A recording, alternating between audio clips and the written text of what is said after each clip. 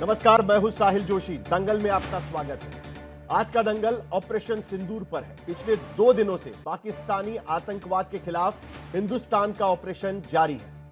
दूसरे दिन का अपडेट यह है कि 7 मई की रात पाकिस्तान ने भारत में 15 शहरों पर मिसाइलें दागी, जिन्हें भारत का S-400 एयर डिफेंस सिस्टम ने नाकाम कर दिया। भारत के सैन्य ठिकानों पर हमले की कोशिश करने वाले पाकिस्तान पर भारत ने हैरोप ड्रोन से अटैक कर दिया। पाकिस्तान ने कहा है कि 9 शहरों में ड्रोन अटैक हुए हैं, जिसमें लाहौर में पाकिस्तान का चाइनीज एयर डिफेंस सिस्टम से लेकर एयर रडार सिस्टम तक तबाह हो गया है। पाकिस्तान में हो रहे ड्रोन अटैक्स को देखते हुए अमेरिका ने अपने राजनयिकों को एयरपोर्ट के नजदीक से हटकर सुरक्षित ठिकानों पर जाने को कह दिया है। भारत सरकार ने कहा है कि पाकिस्तानी आतंकवाद के समूल नाश के लिए शुरू किया गया ऑपरेशन सिंदूर अभी भी जारी है और पहले दिन के भारतीय हमले में जैश सरगना मसूद अजहर का भाई और कंधार हाईजैकर रऊफ असगर के बुरी तरह जख्मी होने की खबर भी आई है। इस बीच भारत में इधर सर्वदलीय बैठक में सभी दलों ने भारत सरकार को एकजुटता के साथ पाकिस्तानी आतंक पर करारा प्रहार करने को कहा है। तो उधर पाकिस्तान में फौज और सियासत में 2 फाड़ सामने साफ नजर आ रहे हैं। खुद नवाज शरीफ अब एक्शन में उतर आए हैं। पीएम शहबाज शरीफ से मिलने पहुंच गए। पाकिस्तान की संसद में सांसद भारत के संभावित हमले के डर से रोते धोते दिखाई दे रहे थे। पाकिस्तान की फौज के खिलाफ पाकिस्तानी अवाम में गुस्सा बढ़ता ही जा रहा है। खासकर 7 मई के हमले के बाद पाकिस्तान की फिसड्डी फौज के खिलाफ अवाम आक्रोशित नजर आ रहा था। उधर भारत सरकार कह रही है कि ऑपरेशन सिंदूर अभी भी जारी है और ऐसे में सवाल यही है कि आतंक के खिलाफ भारत का ऑपरेशन सिंदूर कब तक चलेगा। क्या भारत के आतंक विरोधी ऑपरेशन को पाकिस्तान जंग में बदलने की कोशिश तो नहीं कर रहा, उसकी जोखिम तो नहीं उठाएगा और क्या आतंक पर एक्शन लिए बिना पाकिस्तान का बचना अब नामुमकिन है? इन सवालों पर हम चर्चा करेंगे। पाकिस्तान के पास आगे क्या विकल्प है, इस पर भी हम चर्चा करेंगे, लेकिन पहले यह रिपोर्ट देख लेते हैं। पाकिस्तान की दहशतगर्दी मिटाने के लिए हिंदुस्तान ने 9 जगहों पर विध्वंसक एयर स्ट्राइक की। पाकिस्तान का पूरा टेरर नेटवर्क तहस नहस हो गया।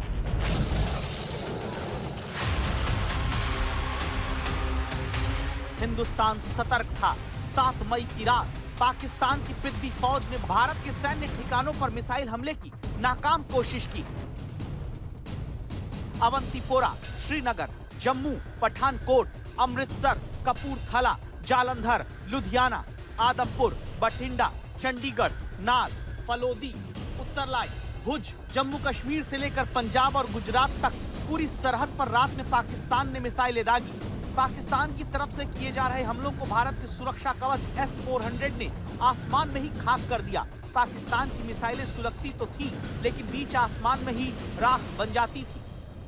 पाकिस्तानी मिसाइलों के मलबे भारत की धरती तक तो पहुंचे, लेकिन बुझी हुई सूरत में हिंदुस्तान की धरती पर पाकिस्तान की तरफ से किए गए इन हमलों का जब पलटवार शुरू हुआ तो हैरोप ड्रोन के पलटवार से पाकिस्तान में कोहराम मच गया। लाहौर, गुजरावाला, चकवाल, रावलपिंडी, अटक, बहावलपुर, म्यानो, छुर, कराची, पाकिस्तान की फौज की गिनती में ये वैसे इलाके थे जहां धमाके हो रहे थे। अंधेरी रात में पाकिस्तान मिसाइलें दागकर भारत में धमाके की कोशिश कर रहा था, लेकिन नाकाम रहा और जब भारत ने पलटवार शुरू किया तो ड्रोन के धमाके से पाकिस्तान दहल उठा। पाकिस्तान के शहर शहर धमाकों से गूंज रहे थे, भगदड़ मच रही थी। खेतों में, मोहल्लों में, सड़कों पर पाकिस्तानी लोग ड्रोन के मलबे चुनते चल रहे थे। पाकिस्तानी फौज का DGISPR दुनिया को बता रहा था कि भारत ने उसके सैन्य ठिकाने पर हमला करके नुकसान किया। पाकिस्तानी फौज जिस इक्विपमेंट को नुकसान की बात कर रही है, सूत्रों के मुताबिक भारत के हमले में पाकिस्तान का लाहौर में Chinese air defence system HQ-9 तबाह हो गया। इसके अलावा पाकिस्तान का एयर डिफेंस रडार भी तबाह कर दिया गया। 2 दिन के अंदर हिंदुस्तान ने पाकिस्तान की दहशतगर्दी से लेकर जंगी मंसूबों को चकनाचूर किया है। आतंक की हिफाजत में जंग को उतारू पाकिस्तान पर जिस तरह आसमानी अजाब टूट रहा है, अब पाकिस्तानी फौज के पास दहशतगर्दों को बचाने का कोई रास्ता नहीं बचा।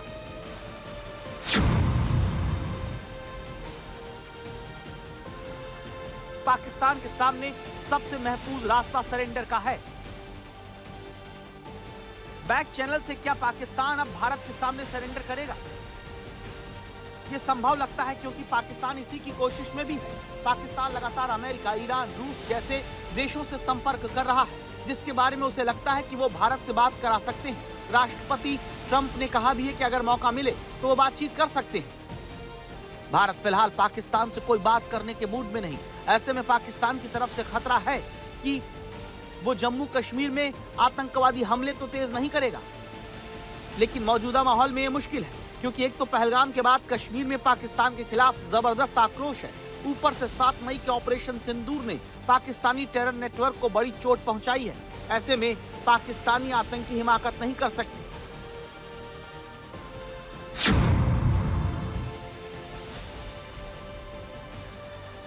तो सवाल है कि क्या बीती रात की तरह भारत पर हवाई हमले पाकिस्तान तेज कर सकता है? इसका अंजाम भी पाकिस्तान भुगत चुका है।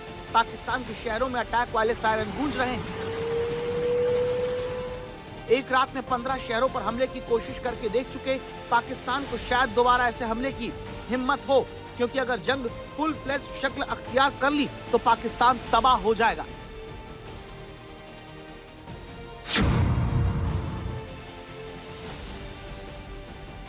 ऐसे में आशंका सबसे ज्यादा यही है कि पाकिस्तान एलओसी पर हमले तेज कर सकता है। इसकी पूरी आशंका है। पाकिस्तान ने 2 दिनों में एलओसी पर तोप से गोले दागे हैं, लेकिन उसका खामियाजा भी पाकिस्तान को उठाना पड़ रहा है। ऐसे में आतंकवादियों को बचाने की खातिर पाकिस्तान पूरे मुल्क को जहन्नुम में धकेलने की कोशिश ना करे और कहीं हथियार ही डालने के लिए मजबूर ना हो जाए। आज तक ब्यूरो। हमारे साथ में हमारे 2 संवाददाता इस वक्त जुड़ रहे हैं। असीम बस्सी अमृतसर से हमारे साथ जुड़ेंगे और उसके साथ साथ मंजीत नेगी भी दिल्ली से हमारे साथ जुड़ रहे हैं खबर को लेकर। असीम बस्सी, सबसे पहले आपके पास, क्योंकि पाकिस्तान की तरफ से कल भारत के अलग अलग शहरों में, पंजाब और जम्मू कश्मीर के शहरों में अटैक करने की कोशिश की गई, नाकाम वहां पर हुए। आज की स्थिति में अगर हम देखें तो किस तरीके की व्यवस्था वहां पर की गई है? अभी भी भारत सरकार की तरफ से कहा गया है कि ऑपरेशन सिंदूर अभी भी जारी है। असीम। जी हाँ, मैं आपको बता दूं कि कल रात को 1:30 बजे लगभग ब्लैकआउट हुआ था अमृतसर में, और ये भी कहा गया था अफसरों के द्वारा कि धमाके की आवाज़ें आई हैं, लेकिन वो कौन से धमाके हैं वो पुष्टि नहीं हुई। लेकिन आज दिन में हम लोग यहाँ पहुंचे गांव में और देखा कि पाकिस्तानी जो मिसाइल्स थी जो उन्होंने दागी थी और जो भारतीय ट्रूप्स ने मार गिराई, वो मैं इस गाँव में खड़ा हूँ जो मक्खनविंडी गाँव है। आप देख सकते हैं सामने सेना के अधिकारी अभी भी उस जो मिसाइल का हिस्सा है उसके पास खड़े हैं और उसको डिस्ट्रॉय करने के लिए यहाँ पर काम शुरू हो रहा है। जेठूवाल में, मक्खनविंडी में, पंधेर में, यहाँ ये जो है डिस्ट्रॉय किया गया पाकिस्तानी मिसाइल्स को। और ये अमृतसर है, बॉर्डर डिस्ट्रिक्ट है, और पंजाब में और जगह पे भी ऐसे मिस एडवेंचर्स पाकिस्तान ने किए। जी हाँ, ये बड़ी बात है कि कि रात को पाकिस्तान ने एक मिस एडवेंचर किया जिसको भारतीय ट्रूप्स ने बड़ी इसी तरीके से अवंतीपुरा, श्रीनगर, जम्मू, पठानकोट, अमृतसर, कपूरथला, जालंधर, लुधियाना, आदमपुर, भटिंडा, चंडीगढ़, नल, फलोदी, उत्तरलाई और भुज सहित कई शहरों पर अटैक करने की कोशिश पाकिस्तान की तरफ से की गई। मंजीत नेगी, सरकार भी पूरी तरीके से तैयार है, सेना भी पूरी तरीके से तैयार है। प्रधानमंत्री ने आज ही तमाम सेक्रेटरीज जो गवर्नमेंट ऑफ इंडिया के उनकी भी मीटिंग की है, उनसे भी पूछा है कि किस तरीके से तैयारी की जा रही है अलग अलग डिपार्टमेंट्स में, किस तरीके से यह तैयारी यहां पर नजर आ रही है। ये एस्केलेशन कहीं ना कहीं नजर आ रहा है। मंजीत, मैं सवाल आपका सुन नहीं पाया, एक बार दोबारा आप मंजीत, सवाल यह है कि सरकार के तरफ से भी पूरी तरीके से तैयारी यहां पर नजर आ रही है। आज प्रधानमंत्री ने भी चेयर की थी meeting, high level meeting chair की थी secretaries of government of India की, और तैयारी का एक तरीके से जायजा लिया गया। कल भी भारत के कई शहरों पर हमला करने की कोशिश की गई और सरकार की तरफ से कहा जा रहा है कि ऑपरेशन सिंदूर अभी भी जारी है। साहिल, बिल्कुल प्रधानमंत्री नरेंद्र मोदी एक्शन मोड में है। आज सभी मंत्रालय जो इंपॉर्टेंट मंत्रालय हैं केंद्र की सरकार के, उनके सबके सचिव के साथ प्रधानमंत्री ने बहुत करीब 2 घंटे की लंबी चौड़ी बैठक की है। और इस वक्त जब देश में युद्ध जैसे हालात हैं, ऐसे में सभी मंत्रालयों के साथ बैठक का यही मतलब है कि युद्ध के समय जिस तरह की तैयारी की जाती है, जिस तरह के चाहे लॉ एंड ऑर्डर की बात हो, फूड एंड सिविल सप्लाई की बात हो, और तमाम जो डिपार्टमेंट हैं सरकार के महत्वपूर्ण, पावर की बात हो, संचार की बात हो, उन सभी का बेहतर कैसे कोऑर्डिनेशन है। और जिस तरह से पाकिस्तान ने कल भारत के गुजरात से लेकर राजस्थान, जम्मू कश्मीर के जो महत्वपूर्ण शहर हैं, खासतौर से साहिल जो मिलिट्री सेंसिटिव हैं, चाहे भटिंडा की बात की जाए, चाहे उत्तरलाई की बात की जाए, जोधपुर की बात, ऐसे शहरों को निशाना बनाया। हालांकि भारत ने उसका जो मुंहतोड़ जवाब दिया, मुझे लगता है कि जिस तरह से हमने यही अपने सवाल सबसे बड़े आज की स्थिति में उठ रहा है कि भारत के आतंक विरोधी ऑपरेशन को क्या पाकिस्तान जंग में बदलने की जोखिम लेगा, क्या उसकी कोशिश पाकिस्तान की तरफ से की जा रही है। यही प्रेशर कहीं ना कहीं सरकार को वहां पर महसूस हो रहा है। लेकिन एक बड़ी खबर इस वक्त हमारे पास आ रही है। जम्मू कश्मीर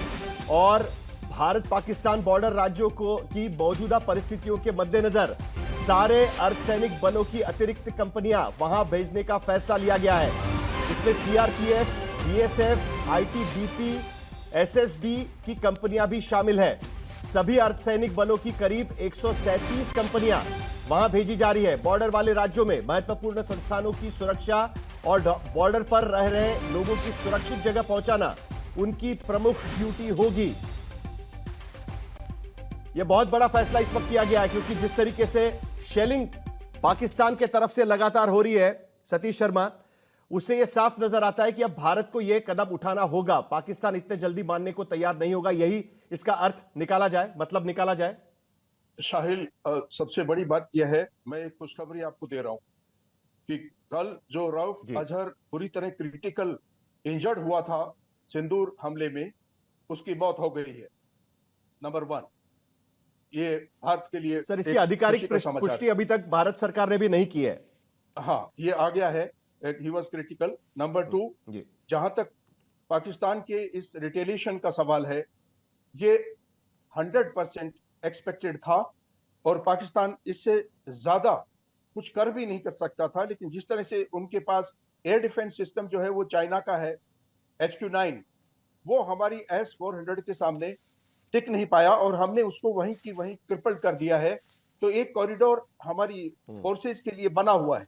एयर के लिए आप समझिए कि एयर एक फेवरेबल सिचुएशन होती है और दूसरी एयर सुपीरियरिटी होती है, तीसरी जो है एयर डोमिनेंस है। तो हमने अभी तक एयर फेवरेबल सिचुएशन हमारे पास थी, इसलिए सिंदूर ऑपरेशन में हमने 9 टारगेट्स को सक्सेसफुली न्यूट्रलाइज कर दिया। दूसरी एयर सुपीरियरिटी लेने के लिए जो एक्शंस हैं दे आर ऑन, और अभी तक हमारे पास एयर सुपीरियरिटी बनी हुई है।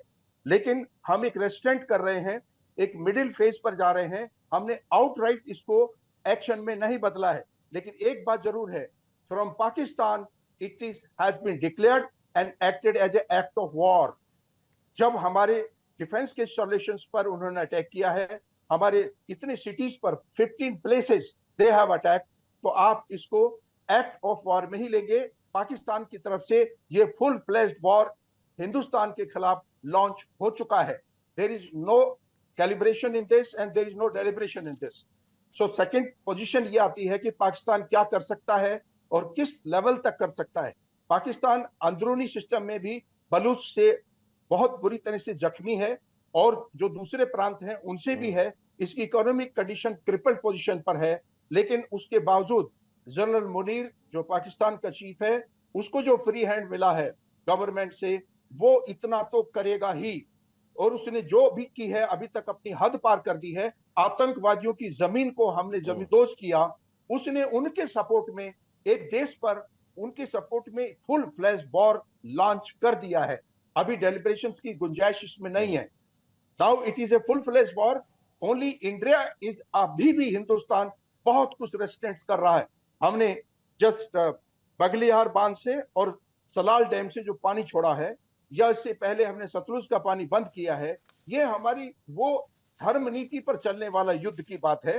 पाकिस्तान एक हैवानियत कंट्री है, उसकी जबान का, उसके एक्शंस का, इसका कोई फायदा अभी हिंदुस्तान के पास आखिरी जो सिस्टम है उस पर आ जाना चाहिए। ये देश सनातनी देश भी है और भगवान राम ने भी समुद्र से कहा था 3 दिन के लिए भाई रास्ता दे दो। पाकिस्तान के एयर डिफेंस सिस्टम की पोल उसी दिन खुल गई थी जब भारत की तरफ से ऑपरेशन सिंदूर किया गया, क्योंकि 9 जगह पर जब भारत ने सटीक टारगेट किया तब भी पाकिस्तान का एयर डिफेंस सिस्टम भारत के इस टारगेट को नहीं रोक पाया, टारगेट करने को नहीं रोक पाया। लेकिन कुल मिलाकर जिसका जिक्र यहां पर किया जा रहा है, मेजर जनरल AK सिवाच, जिस तरीके से फायरिंग पाकिस्तान के तरफ से चल रही है, क्रॉस बॉर्डर फायरिंग चल रही है, जिस तरीके से शेलिंग लगातार की जा रही है, हमने जवाब दिया, हमने ऑपरेशन सिंदूर करके ये बात साफ कर दी है कि अगर हमारे सिविलियंस को भी मारा जाएगा तो उसे भी हम लोग एक्ट ऑफ वॉर करार देंगे और उसका भी हम जवाब देंगे। लेकिन अब सीधे सीधे यहां पर उल्लंघन किया जा रहा है और भारत के जो शहर है उनको टारगेट किया जा रहा है। और आज ही सरकार की तरफ से कहा गया है कि ऑपरेशन सिंदूर अभी भी चलेगा, वो अभी तक बंद नहीं हुआ है। 5:30 बजे विदेश मंत्रालय की प्रेस कॉन्फ्रेंस भी इस पर की जा रही है। लेकिन क्या इसका मतलब यह हम निकाल के चले कि इसी तरीके की कार्रवाई दोबारा होगी, जिस तरीके की कार्रवाई हमने कल देखी उसी तरीके की कार्रवाई दोबारा होगी? हाँ बिल्कुल। देखो साहिल, एक चीज सोचनी पड़ेगी आपको कि जो भारत ने हमला किया पाकिस्तान पे, उसके जो 9 टेरर इंफ्रास्ट्रक्चर को बर्बाद कर दिया और हमने कोई सिविलियन और कोई मिलिट्री टारगेट को टच नहीं किया, तो उसका जवाब तो उसको देना पड़ेगा, नहीं तो फिर वो अपने अवाम को क्या मुंह दिखाएगा। क्योंकि पाकिस्तान के आर्मी का ये एक प्रकार रूपरेखा है, तो ये सच्चाई है, वो कोशिश करेगा। अब उसने एक कोशिश की थी आज रात को, मगर वो विफल हो गया, क्योंकि जिस प्रकार से उसने ड्रोन्स को भेजा भारत की तरफ, हमारा जो S-400 एयर डिफेंस सिस्टम है, जो वर्ल्ड का सबसे बेस्ट एयर डिफेंस सिस्टम है, मल्टी टियर्ड है, उसने उसको वहीं पर नष्ट कर दिया हवा में। तो अब ये तो सच्चाई है कि कहीं ना कहीं उसको बहुत चोट लगी है। पहले तो उसके ये 9 टेरर इंफ्रास्ट्रक्चर बर्बाद हो गए, जैसे मोहम्मद, लश्कर तौबा और हिजबुल मुजाहिदीन का हेडक्वार्टर बर्बाद हो गया, 100 से ज्यादा आतंकवादी मारे गए, और जो मसूद अजहर का भाई है जो कि रौफ, वो भी इंजर्ड है या मर गया है, मगर बहुत ही हालात उसके खराब हैं अगर वो अभी तक जिंदा है। तो ये सच्चाई है, पाकिस्तान को अब कुछ न कुछ करेगा, मगर एक तरफ है, एक तरफ कुआं एक तरफ खाई। वो लड़ाई नहीं लड़ना चाहता क्योंकि वो लड़ाई लड़ने के काबिल नहीं है। और इसी को लेकर कि ऑपरेशन सिंदूर का पार्ट 2 क्या है, उसी को लेकर थोड़ी देर में विदेश मंत्रालय की प्रेस कॉन्फ्रेंस भी होने जा रही है। ऑपरेशन सिंदूर पर जानकारी देगा विदेश मंत्रालय। इससे पहले एक प्रेस रिलीज आ चुका है जिसमें कहा गया है कि किस तरीके से लाहौर में पाकिस्तान का एयर डिफेंस सिस्टम ध्वस्त किया गया भारत की तरफ से, और उसके साथ साथ पाकिस्तान ने जो भारत में शिरकत करने की कोशिश की उसको भी नाकाम करने में भारत किस तरीके से सफल हुआ है। कर्नल सोफिया कुरैशी जानकारी देंगी, विंग कमांडर व्योमिका सिंह भी इसमें मौजूद रहेगी। एक बार फिर विदेश मंत्रालय की तरफ से यह ब्रीफिंग की जाएगी थोड़ी देर में। 5:30 बजे विदेश मंत्रालय की ब्रीफिंग यहां पर हो सकती है। कमोडोर जीजे सिंह, क्या लग रहा है, ये ऑपरेशन सिंदूर इसी तरीके से जारी रहेगा और कब तक जारी रह सकता है? जी Sahil, thank you for having on show first. Yes, ये चलता रहेगा as per my understanding, because बात ये है कि हमने जो कल उनके इंफ्रास्ट्रक्चर, जो टेररिस्ट जहाँ पे उनके इंडोक्ट्रिनेशन सेंटर्स थे, रिक्रूटमेंट सेंटर थे, जहाँ पे वो अपने सभी जो आतंकी हैं उनकी ट्रेनिंग देते थे, उनको तो तबाह कर दिया। मगर हमको ये नहीं भूलना चाहिए कि ये जो प्रॉक्सी वार करने वाले हैं ये पाकिस्तान आर्मी के एसेट्स हैं। हमने 100, 200, 300 मारे हैं, मगर उनके पास तो ये इतने ज्यादा हैं कि इनको कहीं भी वो एज ए कैनन फॉडर कहीं भी यूज कर सकते हैं, और करते रहे हैं पहले से। अभी तो थोड़ी सप्लाई थी, 5-5, 4-4 की टुकड़ियां भेजते थे वो, अभी हो सकता बड़ा भी कर दे, क्योंकि जो हरकत उन्होंने लास्ट नाइट की है, इंटरनेशनल बॉर्डर जो है नॉर्थ और वेस्ट के अंदर, जो हमारे जैसे आप बता रहे थे पंजाब के अंदर अमृतसर, फिरोजपुर, जलंधर, लुधियाना, ये आगे कश्मीर की तरफ जो वो बॉर्डर है पूरा IB और LOC वाला, वहां पे उन्होंने अटैक कर दिया है। और अटैक किया तो कोशिश तो की है, ऑल्दो हमारा जो एयर डिफेंस सिस्टम सुदर्शन चक्रा जिसको हम कहते हैं, उनको बड़े इफेक्टिवली रोक पाया। और हमने भी उनके लाहौर के और रावलपिंडी और गुजरावाला, कराची, जो भी उनके मेन इंस्टॉलेशंस हैं आर्मी के, जहाँ पे उनके एयर डिफेंस है, एयर डिफेंस तो एक आर्मी इंस्टॉलेशन है ना, वहां पे काउंटर करके उनको न्यूट्रलाइज किया है। यहाँ पर एक सवाल बनता है, आपने 1971 की जंग भी देखी है, एक लैडर ऑफ एस्केलेशन होता है। क्या आप वो लैडर ऑफ एस्केलेशन धीरे धीरे पाकिस्तान के तरफ से चढ़ना शुरू हुआ, ये आप देख रहे हैं? क्योंकि इसी तरीके से धीरे धीरे भारत और पाकिस्तान के बीच 1971 में पूरी जंग हो गई थी। देखिए, ये चढ़ रहे हैं हम, और देखिए 1971 के अंदर कन्वेंशनल वॉर थी, इतनी सोफिस्टिकेशन नहीं थी वेपनरी के अंदर जैसे आज है। जैसे कल हमने जो एक बहुत ही हाईली सोफिस्टिकेटेड सिंक्रोनाइज जो उनके ऊपर स्ट्राइक की है, मिलिट्री स्ट्राइक, जिसमें हमने राफेल, मिराज 2000 और ये मार्क सुखाई 30 मार्क 1 एयरक्राफ्ट्स को जोड़कर फिर उसके साथ आर्मी ने लॉन्च किए जो केमिकाज और जिसे लॉयटरिंग म्यूनिशंस कहा जाता है, और हमने जो वेपन स्पाइस और लो लेवल के जो स्मार्ट बम्स से, जो ग्लाइड बम्स कहते हैं, वो अटैक किया। वो तो उनके रडार सिस्टम में आ नहीं सकते थे, क्योंकि उनका तो पूरा फोकस जो था वो था कि हम कोई एरियल अटैक करेंगे या कोई बड़ा अटैक करेंगे। ये हमने बहुत ही स्मार्टली और बहुत इंटेलिजेंटली सिंक्रोनाइज्ड एक मिलिट्री जिसे कहते हैं फर्स्ट सैल्वो कल डाल के उनको एक सैंपल दिया है। तो ये बात हमें समझनी चाहिए कि हमारी जो टेक्नोलॉजी सोफिस्टिकेशन है वो बहुत ज्यादा है, उनका कोई मैच नहीं है। वाइड गैप है बिटवीन पाकिस्तान एंड हमारे में। और दूसरा, उनके पास जो स्किल्स का लेवल है वो नहीं है। देखिए हमारी कंट्री के अंदर चाहे वो एजुकेशन लेवल हो, गन पावर का लेवल हो, इकोनॉमिक पावर का लेवल हो, सभी लेवल्स के आगे हम मैच नहीं करते उनके साथ। नहीं, और हमने देखा कि कल पाकिस्तान के तरफ से जम्मू कश्मीर, राजस्थान और गुजरात के तमाम शहरों पर हमला करने की कोशिश हुई और हमारी एयर डिफेंस सिस्टम ने उनको पस्त कर दिया। लेकिन सवाल यहां पर एक और भी रहता है रविंद्र सचदेव, क्योंकि पाकिस्तान के पास देखे जाए तो 5 ऑप्शन थे। 4 ऑप्शंस की चर्चा कई लोग कर चुके हैं, क्योंकि अवाम का प्रेशर जिसका जिक्र हमने किया कि पाकिस्तान शेलिंग बढ़ाएगा एलओसी पर, जो उम्मीद थी उसी तरीके से हुआ। दूसरा ऑप्शन पाकिस्तान के पास था कि वो एयर स्ट्राइक से रिस्पॉन्ड करेगा, जो भी उन्होंने करने की कल कोशिश की, जो हमने नाकाम कर दिया। तीसरा ऑप्शन उनके पास अभी भी यह है कि एस्केलेट करेगा टेरर कैंपेन, जो सालों से वो करता आ रहा है। और चौथा ऑप्शन पाकिस्तान के पास यह है कि बैक चैनल टॉक्स कहीं ना कहीं शुरू कर सकता है। और पांचवा ऑप्शन जो वो कभी नहीं कर चुका है कि पाकिस्तान में पनप रहे आतंकवाद को रोके, क्योंकि जिस तरीके से हमने तस्वीरें देखी कि जनाजे में पाकिस्तान के सैन्य के अधिकारी वहां पर मौजूद थे, जिस तरीके से उनको पाकिस्तान के झंडे में लिपटा गया था उन कॉफिन्स को, उससे भी साफ नजर आता है कि उससे तो वो पल्ला झाड़ रहे कि वो करते रहेंगे। लेकिन क्या कभी ना कभी ये बैक चैनल टॉक शुरू हो सकते हैं, क्योंकि अभी भारत की तरफ से साफ भूमिका ली गई है कि कोई इस तरीके की बातचीत नहीं होगी, आप सीधा टेररिज्म पे एक्शन लीजिए।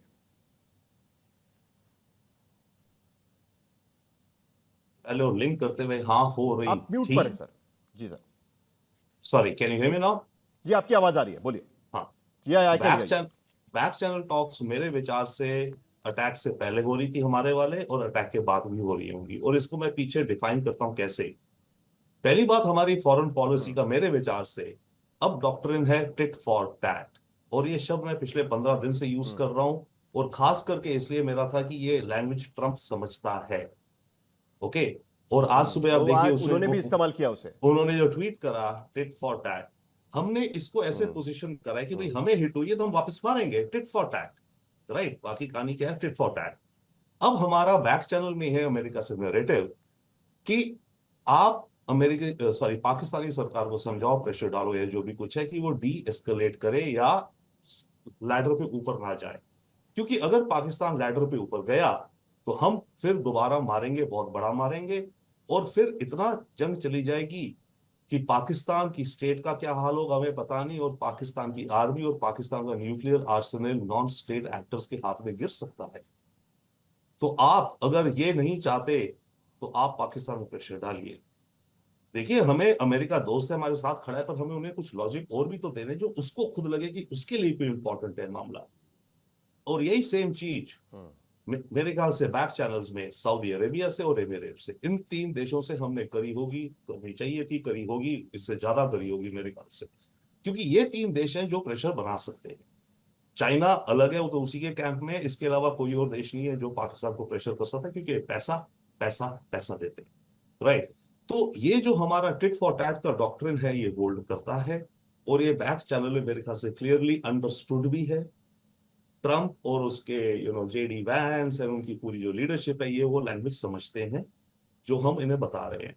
तो अब जो बैक चैनल का प्रेशर कितना पड़ता है, बात ये बैक चैनल का प्रेशर कितना पड़ेगा, राइट, कितना वो आर्म ट्विस्ट कर लेंगे अपने हित के लिए। एक और पॉइंट है इसमें बैक चैनल में कि पाकिस्तान का जो हम पे अटैक है, ये केवल एक आतंकी अटैक नहीं है, ये केवल एक हमारे देश के अंदर हिंदू मुस्लिम बंटवारे का अटैक नहीं है, कोशिश का, ये हमारे ऊपर एक इकोनॉमिक हिट है। और ये जो हमारे ऊपर इकोनॉमिक हिट है, ये अमेरिका के लिए भी नुकसान है। क्यों? क्योंकि ट्रम्प टैरिफ्स के चलते चाइना से अब कंपनीज को हटना है जल्दी, काफी उनको, वो जा सकती है इंडोनेशिया, मलेशिया, जहां भी, इंडिया ऑल्सो। तो इंडिया एक कैंडिडेट है, पोटेंशियल है किसी कुछ काफी कंपनीज के लिए इमीडिएट। अगर इंडिया में वॉर लाइक माहौल बन जाता है तो वो यहाँ नहीं आ पाएंगी, उनको चाइना में अटक के रह जाएंगी। तो चाइना, आपका जो गेम प्लान है ना दुनिया में चाइना को काउंटर करने का, वो विफल करने का भी ये एम है। ओके, तो अमेरिका को ये अंडरस्टैंड करना ये। And lastly one more thing, ये जो है, अब पाकिस्तान और चाइना की बैक चैनल की बात हो तो ऑब्वियसली इनको पहले पता होगा, होना चाहिए। पाकिस्तान ने बोला होगा मैं कुछ करूंगा तो मुझे जल्दी एमुनेशन स्पेयर्स वगैरह चाहिए होंगी, क्योंकि सारा कुछ तो 70% इनकी चाइनीज है, राइट। उसके बहुत बताया हो, ठीक है, नहीं भी बताया हो या कोऑर्डिनेटेड हो, पाकिस्तान अब चाइना से कह सकता है मैंने आपको एक फेवर करा है, एहसान करा है मैंने आपके ऊपर, मैंने इंडिया पे इकोनॉमिक हिट करा है, इंडिया की इकोनॉमी अटकेगी, आपके यहां से जो कंपनीज आ रही थी वो इंडिया नहीं आएंगी, कम आएंगी, तो मैंने आपको फेवर किया, अब आप मेरे साथ और स्ट्रॉन्गर खड़े हो। तो ये कुछ पाकिस्तान का अलग है, but I am talking about our back channels. तो अब ये देखना है कि इन बातों का कितनी कॉमन सेंस, सद्बुद्धि, प्रेशर आ सकता है पाकिस्तान के ऊपर कि वो एस्केलेट ना करे। बट लुकिंग एट पाकिस्तान की फितरत, अनफॉर्चुनेटली इट मे हैपन कि उनमें जो एलिमेंट्स हैं वो प्रिवेल कर जाएं, या कोई रोग एलिमेंट भी प्रिवेल कर जाए। साहब, पाकिस्तान की आर्मी मिलिट्री का ठीक है, मैं डी एस्केलेट करती हूँ, थोड़े और मिसाइल मार लूंगी, अपनी जनता को बता दूंगी मैंने ये कर दिया वो कर दिया। बट पाकिस्तान रोग एलिमेंट तो है, और इसी के वजह से तो बार बार उनको भुगतना पड़ता है। लाहौर डिक्लेरेशन होता है, उसके बाद कारगिल का वॉर हो जाता है, बार बार इस तरीके के एस्केलेशन में हमको सामना करना पड़ता है। लेकिन दूसरी तरफ आज चीन के तरफ से भी प्रतिक्रिया आई है, और वो कुछ पाकिस्तान के लिए कुछ ज्यादा खुशी देने वाली प्रतिक्रिया नहीं है। कि चीन का भी कहना है कि हम सभी तरह के आतंकवाद के खिलाफ है। राजीव डोगरा जी, क्या आपको लगता है कि क्योंकि इससे पहले भी पाकिस्तान ने कई बार चीन का इस्तेमाल किया है, लेकिन उसके बावजूद एफएटीएफ की लिस्ट में 2 बार पाकिस्तान गया, और दोनों बार चीन वहां पर होते हुए भी उनको ग्रे लिस्ट में डाल दिया गया था। क्या इस बार चीन कहीं ना कहीं कोशिश करेगा कि क्योंकि पूरा माहौल बिगड़ जाएगा, तो उसके मद्देनजर कम से कम चीन की तरफ से भी यह दबाव बना रहेगा, या आपको लगता है कि चीन उनके सपोर्ट में रहेगा, या एक प्लानिंग होगी, कोई बैक चैनल टॉक नहीं हो पाएगा, या उसी के जरिए मामला सुलझ सकता है? देखिए, पहले तो मैं बैक चैनल टॉक्स का छोटा सा जवाब दे दूं। 8 साल पहले भारत ने कहा था कि terror and talks can not go together, so उसमें बैक चैनल भी शामिल है। तो वो उसमें अभी तक कोई चेंज नहीं आया है इंडियन पॉलिसी। दूसरी चीज ये है कि मैसेजिंग जो होती है वो चालू है। जो ट्रम्प बोल रहे हैं, ईरान के जो यहाँ फॉरेन मिनिस्टर आए हैं, वो कोई ना कोई संदेशा लेके आए हैं ना पाकिस्तान से। सो डिप्लोमेसी इज ए कॉन्टिन्यूअस, मतलब चलती रहती है नदी की तरह। उसको आप मैसेजिंग कहें या उसको एक, जैसे ट्रम्प ने कहा कि मैं मीडिएशन करना चाहता हूँ जो इंडिया को मंजूर नहीं होगा, तो कुछ ना कुछ चलता रहे तो शायद कोई रास्ता निकल आए, ये जरूर है। जहां तक आपका सवाल है चीन के बारे में, तो चीन इतनी जल्दी युद्ध में नहीं कूदेगा।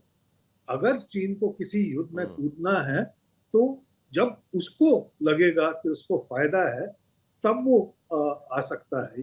वो पाकिस्तान के लिए अपनी जानें नहीं कुर्बान करने वाला। और इसका मैं उदाहरण दूं 1971 का। हेनरी किसिंजर ने अपनी एड़ी चोटी का जोर लगा लिया था कि चीन किसी तरह भारत के अगेंस्ट युद्ध में शुरुआत करे, जब बांग्लादेश क्राइसिस शुरू हो गई थी। चीन ने बिल्कुल नहीं मानी वो चीज। तो चीन जरूर भारत का मित्र नहीं है, शुभचिंतक नहीं है, पर वो जानता है कि पाकिस्तान एक डूबता सितारा है, चीन एक डूबता सितारा है। और इसके अंदर एक तो पैसा मैंने जो बर्बाद किया है सीपीईसी वगैरह में, वो कभी वापस नहीं आना है।